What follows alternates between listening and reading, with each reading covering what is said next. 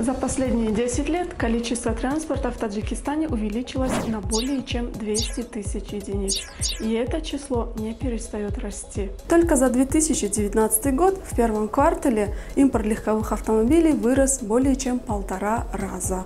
В январе-марте в страну было ввезено более 4511 единиц легковых автотранспортных средств.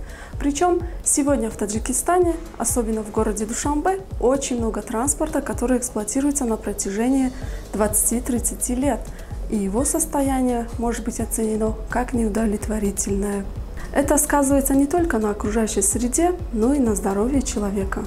По данным экологов, если мы говорим о стандарте Евро, то это экологический стандарт, который предусматривает предельно допустимое содержание серы в выхлопных газах автомобиля. Евро-2 содержится 500 мг на килограмм серы, Евро-5 серы в 50 раз меньше. Это, естественно, накладывает ответственность на компании, которые занимаются реализацией нефтепродуктов в Таджикистане, чтобы они привозили топливо более высокого качества.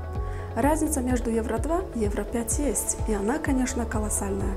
Запрет властями на эксплуатацию транспорта старше 2005 года намного улучшила ситуацию. Но осталась другая проблема – использование топлива низкого качества.